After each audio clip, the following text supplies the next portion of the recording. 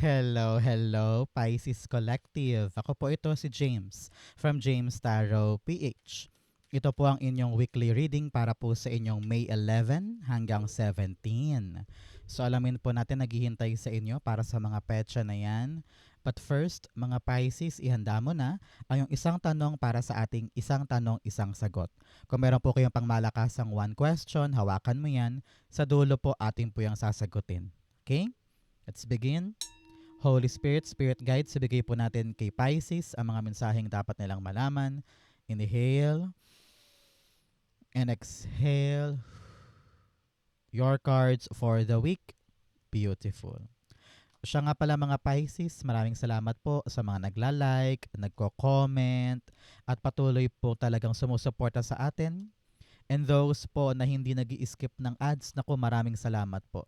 Malaking tulong po sa akin yan every time po na meron tayong libreng reading para sa inyo. Kaya tulungan niyo po ako, supportahan niyo po ako. Keep on liking, keep on commenting, and thank you for not skipping the ads. So, in the background of your reading, meron kang the Tower card. Sabi dito, Pisces, this week, yakapin ang mga pagbabago. Ramdam ko dito na meron kang mga bagay na pinipilit mong puwersahin na wag magbago. Siguro halimbawa, pinapuwersa mo na wag magbago yung schedule kahit kailangan talagang baguhin o kaya kailangan na magpalit ng diet o kaya kailangan nang ayusin yung sleeping patterns mo pero ayaw mong baguhin siya kasi nag-e-enjoy ka pa halimbawa sa gimmick every night kahit kailangan nang baguhin yung pagtulog, no? So, kung ano man yung dapat mong tanggapin na pagbabago sa life mo this week, you just need to accept this because meron niyang purpose. Okay? Sabi dito ng yung spirit guides, talagang inaalis na yung kaalis-alis para nang sa ganun makapasok na yung mga bagong dapat mong tanggapin. Halimbawa, this week bigla-bigla yung ruta mo patungo sa yung trabaho ay sinara dahil aayusin daw yung kalsada. So nagbago. Lilipat ka ngayon na ibang direksyon. Halimbawa, mapapamahal yung iyong pamasahe. Pero yun yung mga changes na dapat mong tanggapin. Kasi minsan, wala ka namang magagawa, di ba? So, wag mong sirain ang linggo mo sa kakaisip kung paano ko ba pipigilan yung mga nagbabago because you have nothing you, that you can do para baguhin yung mga inevitables na yan. Okay? So, in your core energy, meron kang the Page of Pentacles. May darating pong bagong bagay sa buhay mo this week. Pages are really about learning something new, no? So, meron talagang isang magandang pagkakataon. Maaring bagong sideline, bagong pagkakakitaan, or meron kang bagong task, no? Maaring ganyan na iaabot sa'yo. Sabi, oh, Pisces, ikaw na bahala dyan, trabahuhin mo yan, gawin mo to. So parang ikaw, ha? Sa akin? Tapos ikaw, nagulat ka kasi nagbago na yung lahat. Sa'yo pinagkaloob, di ba? Sa panahon to para patunayan mo ang iyong sarili. No? Sa mga bagong gagawin, sabi dito, buhisiin mo. Pag-aralan mo, huwag kang masindak, huwag kang matakot. Sabi dito, this opportunity can open a lot of doors para sa'yo. Kumbaga, wag kang choosy ngayon, wag kang humindi sa mga binibigay sa'yo, wag kang tumanggi sa mga pagkakataon. So, try mo lang, subukan mo lang pag-aralan mo and you will see kung paano to applicable sa'yo this time. Page of Pentacles, the Five of Pentacles. Yes, sabi dito, alam ni God na parang nahihirapan ka or nakikita mo na parang, uy, parang dami kong kailangan gawin dito ha. Ang dami kong kailangang asikasuhin dito.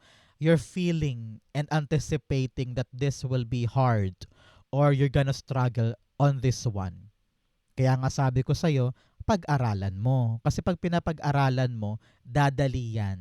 Bibilis, gagaan, at magiging expert ka na din at some point. Kasi nga, alam mo na yung pasikot-sikot. So, para maiwasan natin yung struggle at paggapang sa bagong bagay na ito, pangunahan mo na, i-research mo na. Marami namang pwedeng pag-researchan sa YouTube o kaya mga tutorial online, no? Armasan mo ang sarili mo na maraming impormasyon para makalagpas ka dito. Okay? Hindi lahat ng opportunity na kapag nahirapan ka, ibibitaw ka kaagad. Minsan, test lang yan. Kung hanggang saan ang kayang gawin ni Pisces para talagang mag-evolve at mapagtagumpayan itong opportunity na ibibigay sa'yo. Kaya huwag kang masindak, kayang-kaya mo to. Narinig ko rin na there will be someone helping you, assisting you sa bagay na yan. Kaya do not doubt yourself. Okay? So, Pisces, ano ba tong opportunity na ito na dadapo sa'yo? Sabi mo, sige gagawin ko yan kahit mahirap, kahit parang feeling ko ako lang gumagawa mag-isa, gagawin ko to, hindi ko sasayangin. I-comment mo yan sa baba, pag-usapan natin, no? I-manifest mo para dumapo na at malagpasan na, it will happen for you. Okay? In the area of what you need to focus on, meron po kayong the Five of Swords. Sabi dito, win at all cost. Ano ibig sabihin nun? Kahit mahirap, kahit masakit, kahit parang hindi mo na kaya, pero ilalaban mo ano man ang mangyari. Sabi mo, mananalo ako dito, ano man ang kahinatnan. Alam mo, last week nanonood ako ng parang video ni Ninong Rai. Tapos, guest niya yung SB19. And then one part there, sinabi ni Ken na nung nagka-training pa lang sila, para magkaaway na sila ng parents niya kasi nga parang hindi in favor sa kanyang pagka-training o kanyang singing career, ganyan. And then nung parang moment na gusto ninyang mag-quit, parang moment na parang dapat nang bumitaw ata kasi parang wala na nangyayari sa kanila. 3 years na silang on training pero walang kinikita, walang pag-asenso. So parang naisip niya na parang wow, nagkaaway na kami ng parents ko dahil sa dream na ito. Ngayon pa ba siya susuko? Parang sabi niyang ganyan. So, parang applicable siya dito na kahit magkaroon man ng conflict or problema or hindi pagkakaunawaan, talagang stick to your plan to win. Diba siya kahit nagkaaway na sila ng parents niya or may kasamaan na ng loob pero pinaglaban pa rin niya yung pangarap niya at nanalo siya. No? Natulog na siya sa kanilang studio, no? Lahat ginawa niya just to get by and win this goal. So parang ganon ka din. Ibuhos mo ang lahat para manalo ka sa bagay na ito. Hindi ka papatalo, hindi ka papasindak, at hindi ka mapanghihinaan kahit pa marami nangyayari sa paligid. Okay? Five of Swords, you have the Knight of Pentacles. Yes, fight for your plan. Alam mo na maganda tong planong ito. Alam mo na applicable siya at very, very promising. Ipaglaban mo yung tong planong ito. Ipaglaban mo tong journey na gusto mong tahakin because ikaw ang higit na nakakaalam kung kaya mo o hindi. Ikaw ang higit na nakakaalam kung ano yung importansya nito sa'yo. No? So, now is the right time for you to really win na may kasamang matinong plano. Kailangan yung plano mo doable. Kailangan yung plano mo practical. Siyempre, dapat nakabase to sa yung reality. And from that, magagawa mo to. Okay? So, Pisces, kwentuhan tayo. Ano ba yung dream job mo dati? Tapos, ano naman yung job mo ngayon? Magkaiba ba? Nagulantang ka rin ba na akala ko ito pupuntahan ko pero ito pala yung trabaho ko? Example, before akala mo makakapagtrabaho ka sa bangko pero ngayon ikaw ay nagbebenta ng makeup. Ganyan. So, ano yung pagkakaiba and ano yung mga lessons na natutunan mo sa different jobs na yon na akala mo ito pero ito pala? Comment down below po. In the area of what you need, meron po kayong the Sun card. You need positivity. No? Kailangan mong manalig na everything will be fine, everything will work out for me, everything will end in favor of me. No? Sa kabila ng mga pagbabago or mga bagay na parang nag-shake up sa paligid, talagang maging positibo ka lamang. Alam mo, pag lumalabas si Sun card, malaki po itong indikasyon na may darating na magandang balita or may darating na maligayang bagay sa buhay mo this week. Kaya wag ka na maburyong, wag ka na matakot. This week will be fun. This week will be freeing, mapagpalaya, and also meron kang ma-enjoy. Some of you are going out, maaring party, bakasyon, or may gathering na talagang kailangan lumabas ka ng bahay, and you will enjoy your time outside. Sun card, the world card. Yes, get out of your shell. Kumawala ka naman dyan sa mundo mo. Labas-labas and enjoy the world. Sabi dito kung ano man tong balak mong kompletuhin, kung ano man tong balak mo ma-accomplish this week, samahan mo lang ng positibong mindset, magagawa mo. You can accomplish this. You can succeed on this. Basta ikaw ready ka lang talagang kumawala sa comfort zone, gawin ang makakaya, i-enjoy yung parting to, everything will sort out and be okay para sa'yo. Congratulations, okay? Meron talaga sa inyo babiyahe this week. Either for a vacation o baka imbitahan ka sa probinsya, sa isang fiesta, no? Panahon to para ma-experience yan at mag-enjoy ka naman. Okay? In the area of what's affecting your current energy, meron kang the King of Wands. Ngayon, mag-aalab this week ang puso mo para kunin itong pagkakataon na ito. Sabi mo, why not? Try lang natin. No? Kahit pa dinadown ka ng ibang tao sa paligid, o meron kang mga duda, meron kang mga takot, pero asahan mo this week, meron kang pambihirang lakas ng loob na para bagang napaka-energetic mo, napakagigil mo na sabi mo, sige, try natin. Sige, itutuloy ko na ngayon. Kasi parte rin yan ng plano mo eh. Malinaw sa'yo kung ano yung pwede mong puntahan. At kung ito yung opportunity na yon, nasusi ko para matulay itong planong to, why not? 'Di ba? So, wag mong katakutan yung mga hard work or hardship na kaakibat nitong pagtulay sa plano. Kasi meron ka magagawang paraan para pagaanin kung ano man tong mahirap na pwedeng pasukin. 'Di ba? So, meron ka magagawa. Meron kang diskarteng malupit nang sa ganon hindi mahirapan sa journey forward with this opportunity. Kaya maging matapang, maging palaban, wag matakot dahil magagawa mo yan. King of Wands, the Hermit card. Dalawang beses lumabas si Hermit card telling me that the answers will be coming for you this week. Yung mga pilit mong hinahanap sa buhay, yung parang, kailan ko ba magagawa to? Kailan ko ba ma-achieve to? Paano ko ba to gagawin? Saan ako magsisimula? Sino dapat kong kausapin? All of your questions will be answered this time. No? Merong magdadala sa iyo ng sulo para pailawan yung daan mo sa plano mo. Kaya wag kang matakot. You will be shown the way, the right way, the bright way, patungo sa gusto mong mangyari. So, ramdam ko talaga dito okay ka. Kaya sabi nga ng yung spirit guides, shine yourself. Panahon na to para magliwanag ka at talagang magawa mo na yung para sa'yo. Okay? In the area of your near future, meron po kayong the Six of Cups. Si Six of Cups all about triumph over obstacle. Talagang nalagpasan mo yung mahirap na parte with the changes. Akala mo suko ka na. Akala mo ayaw mo na dahil nga parang hirap-hirap abutin, nagbabago ang lahat. Or merong natapos, may nag-ending, and you don't know what to do. Pero sabi dito, matatapos din yan. Antabayanan mo, 6 days, 6 weeks, or 6 months after watching this video, talaga namang you're reigning supreme. Naipanalo mo yung laban, nakasurvive ka sa mahirap na parte, at talaga namang breakthrough moment ito. The universe is gifting you that power.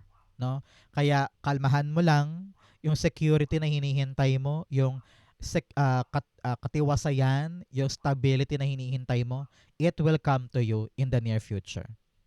Narinig ko din, kung meron kang mga kaaway or kasamaan ng loob, huwag kang mag-alala, in the near future, you will have reconciliation at magbabati rin kayo. Okay? Kaya huwag mong pilitin ngayon, hayaan mo na humupa ang sitwasyon, in the near future, okay din yan.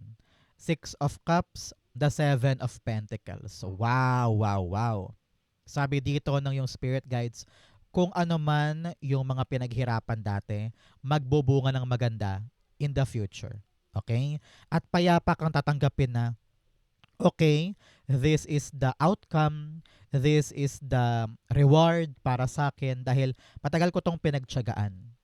I don't know why, nakakita ko dito na in the near future, okay na yung retirement money, yung loan, may hinihintay ka na mabayaran yung bahay, mabawi yung lupang sinangla, no? Talagang pinagtiyagaan mong maganap yung magaganap and it will be given to you. Congratulations. In your challenge for the week, meron po kayong temperance card. Pinapayuhan ka, Pisces, na magpasensya. Habaan mo pasensya mo ngayon. Hindi pwedeng mabilis kang mainis, mabilis mairita, reklamadora ka. No, tigilan mo yan. Okay? Tigilan mo maging reklamadora this week. Kasi nga, nagbabago yung maraming bagay. So, wag mong punahin. Wag mo ikainis. Hayaan mo lang, daanan mo lang. Things are changing for the better. Ang kailangan mo lang gawin ngayon, gawin mo yung tama. Gawin mo lang yung kaya mo. And be patient. Because along the way, things will settle. At kapag nag-settle na, you will realize na, ay, tama pala na nakinig ako kay God. Tama pala na dinaanan ko lang yung tamang direksyon na gusto niya for me. So ngayon, just let go. Meron ka rin daw dapat na wag imadali. I don't know why. Meron ka daw minamadali this week eh. And your spirit guides are telling you, wag mamadaliin. Let divine timing na gumalaw para sa'yo. No? Kung meron mang mga pagkaantala this week, ibig sabihin, pine-prepare pa ni God.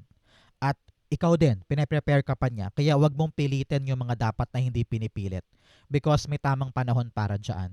Kaya sabi dito, magpasensya ka this week nang sa ganon, hindi sumakit ang ulo mo at hindi ka mahirapan. Temperance card, the Page of Wands.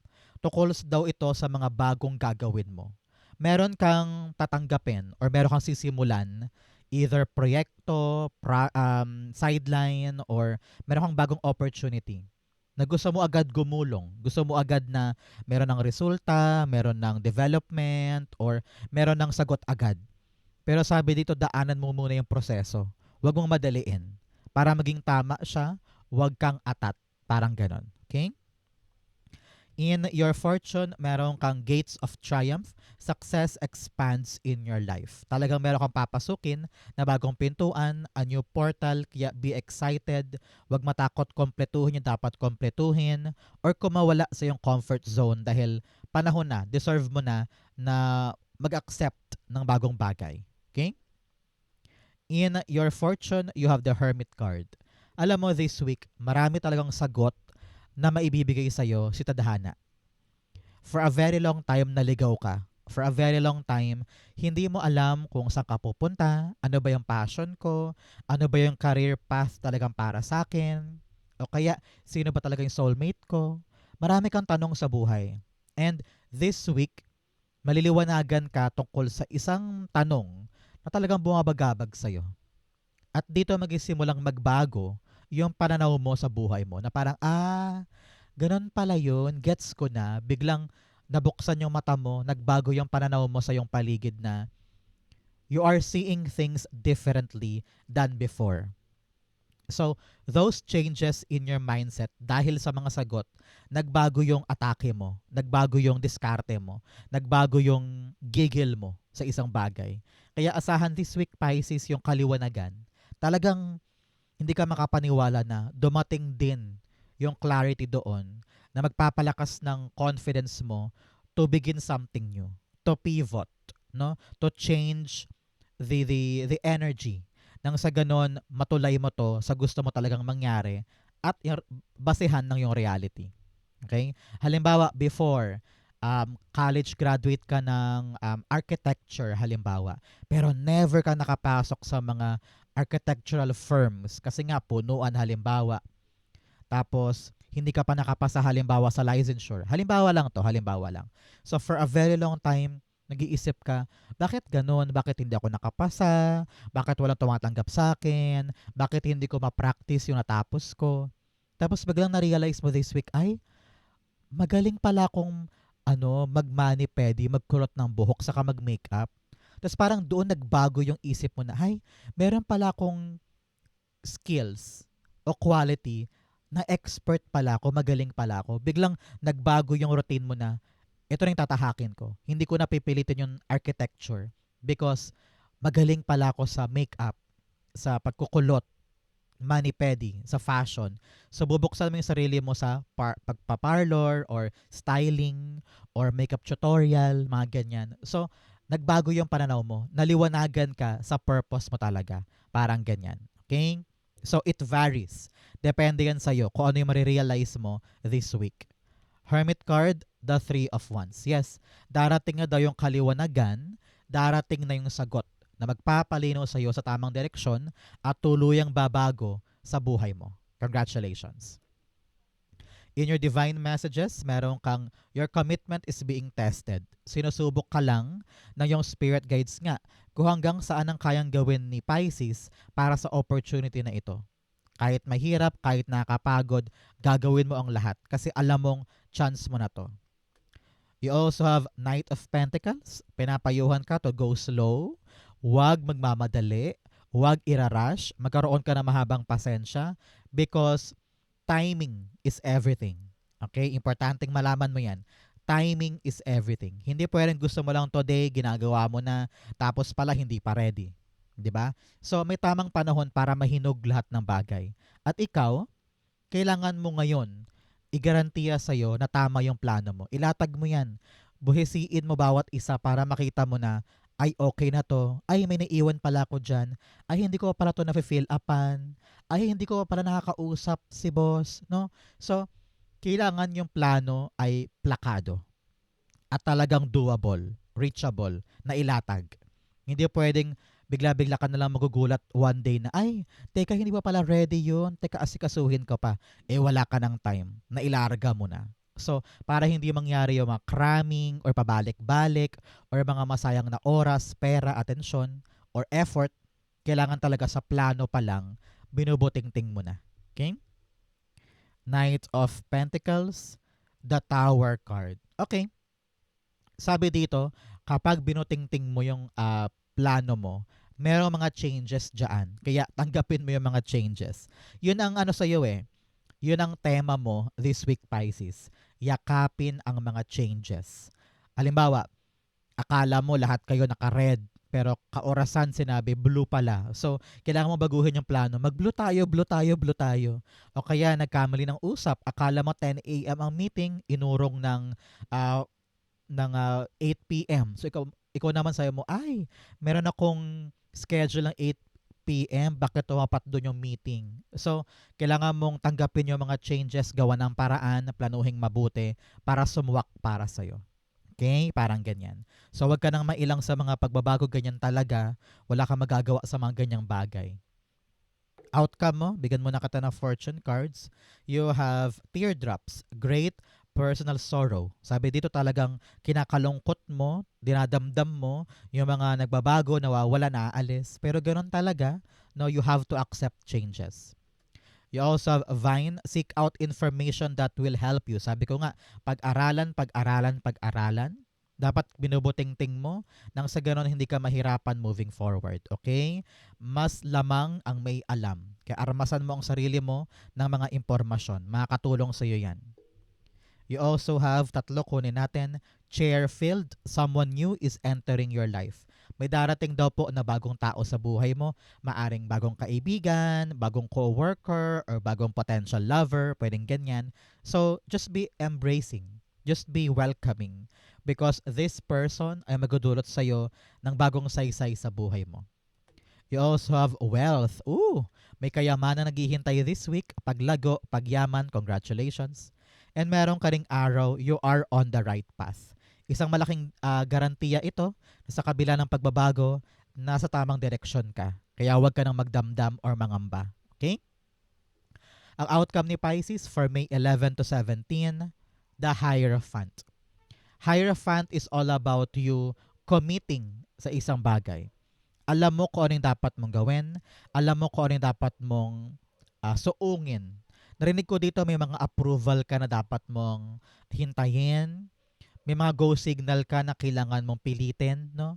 Narinig ko dito na parang kapag hindi pa pumapayag, hintayin mo. O kapag meron pang requirement na kinakailangan niya, ibigay mo. No? It's all about you complying. Complying to what you need to do. No? Pag sinabing kailangan mag-training ng Nihongo, mag-training ka. Pag sinabing kailangan ng 10 dokumento, ibigay mo. Pag kailangan ng Senomar, kumuha ka ng Senomar. Pag kailangan sabihin na dito ka ng 8 a.m., nandun ka ng 8 a.m. Ipakita mo na seryoso ka, willing ka, just to get their approval or to get the exchange na pabor sa iyo ang outcome. Okay? Hierophant, you have the Knight of Swords. Sabi dito ng yung spirit guides, stamina, energy, no? Huwag mong sukuan yung bagay na kaya mo namang ipanalo, no? Doon mo ilagak ang energy mo kaysa sa mga maling bagay. Okay? Sabi dito kasi, nag-focus ka sa mga bagay na umuubos ng lakas mo. Imbes na ilagak mo na lang yan sa mas mahalaga na alam mo magpapaangat ng status mo. Okay? So, stay committed with full energy. Magiging maganda ang bagay na yan. Okay? So, Pisces, dumako na tayo sa yung isang tanong, isang sagot. Close your eyes. Concentrate on this one question. Inhale. Exhale. The answer to your question, you have, lumabas, Hanged Man, the Lover's card, and the Knight of Cups. At the bottom, meron po kayong the Magician card. Okay. So, now, sabi ng yung spirit guides, magagawa mo. Kaya mo. You have the Magician here. So, do not doubt what you feel. Do not doubt kung ano yung tawag ng damdamin mo. But at the same time, be extra vigilant. Parang ganyan. Kasi parang feeling ko dito nakabitin ka pa eh. Parang you don't know what to do. Especially with this offer. Kung ito man ay offer of love, offer of a new job, or offer of a new opportunity. Sabi dito, posible eh. No?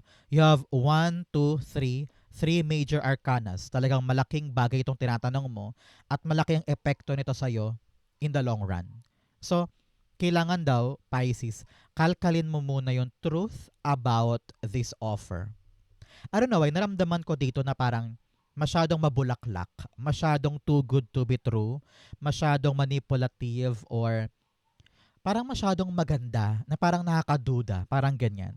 So, your spirit guides are telling you, you need to take a moment, maupo ka muna, pag-isipan mo na to, kalkalin mo daw muna. That's what I'm hearing here. Kalkalin mo muna kung ano ang totoo sa hindi. Ano ba yung sinasabi sa yung tama sa hindi.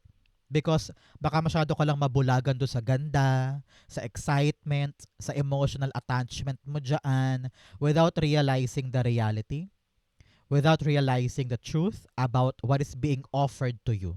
Halimbawa, sinabi pala dyan na akala mo 10K ang sweldo pero yun pala may kaltas sila. Ang sweldo mo lang pala talaga 5K lang, no? Ikaw naman umuo ka kaagad, pumirma ka kaagad without knowing the truth. Halimbawa, meron palang hidden charges, no? Binili mo agad yung condo na yan pero hindi mo alam ganito pala kalaki yung dapat bayaran every month. Nadala ka lang doon sa ganda ng offer, no? Kaya kailangan talaga pag-isipan, maliwanagan mo ng isip bago tayo kumilos. Kaya mo naman eh, kaya lamang baka kumagat ka kaagad dahil lang sa ganda ng promise o ganda ng pinangako. Panahon to para i-evaluate ang choices. Huwag ka munang magbigay ng choices. Bitinin mo muna kasi meron ka pang dapat kalkalin. Kapag na-make sure mo naman na okay, then push. Pero kapag meron kang mga nakitang butas, pakinggan mo naman yun at i-call out mo yun. Nang sa ganon, hindi ka mahulog sa mga bagay na in the future maaari mong pagsisihan. So, see things clearly now before making a move, okay? Huwag ka munang mag-choice, huwag ka munang magbigay ng sagot kasi nakita ko talaga dito, pag-aralan muna siya, okay? So, Pisces, kung ang question mo yes or no, the answer is maybe. Maybe pa to, maybe. Kasi pwede naman siyang maganda eh. Pero kailangan mo lang munang klaruhin kung totoo nga. Pag totoo, push. Pero pag hindi, atras tayo, okay? So, Pisces, yan po ang isang tanong, isang sagot. Ganon din po ang yung May 11 to 17. Saan po kayo nakaresonate? Comment below, babasahin ko po yan. Thank you, Holy Spirit, Spirit Guides, for the clarity and messages na dapat malaman ng mga Pisces this week. Thank you po for watching hanggang dulo. I love you. This has been James for James Tarot PH. God bless everybody.